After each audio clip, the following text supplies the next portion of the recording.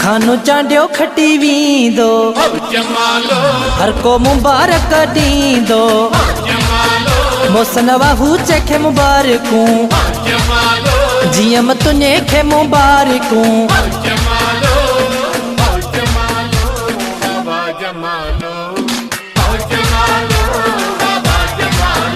बादशाह मल्लाह खे मुबारकूं लाला हैदर खे मुबारकूं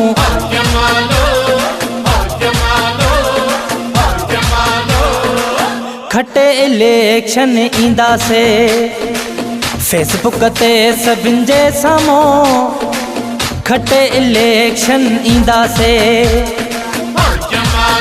जबार कंधड़े खे मुबारकूं आफ्ताब भट्टी खे मुबारकूं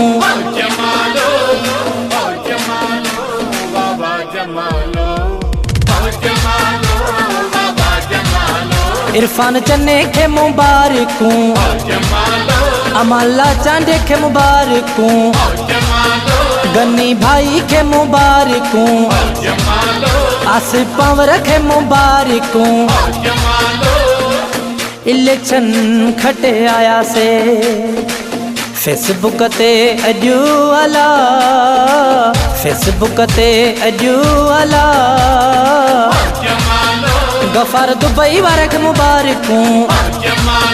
वहाब फुलपोटे खे मुबारकूं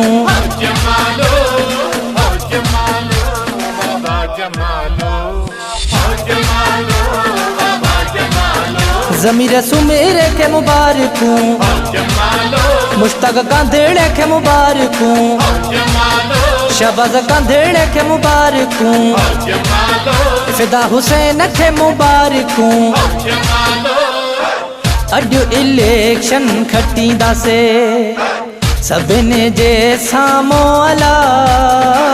सभिनि जे साम्हूं अला वडेरे इंज़माम खे मुबारकूं एहसान गुल खे मुबारकूं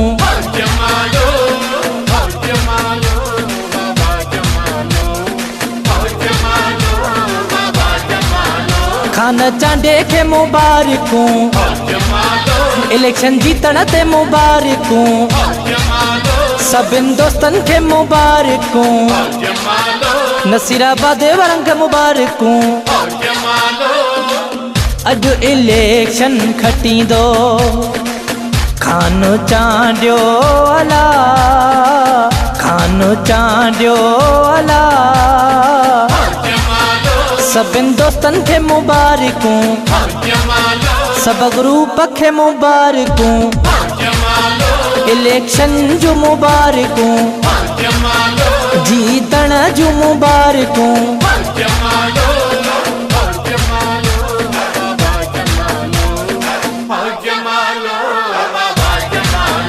असांजो जमालो चांडे सां खान चांडे खे मुबारकूं सभु दोस्तनि खे मुबारकूं मौलाई इमरान जूं मुबारकूं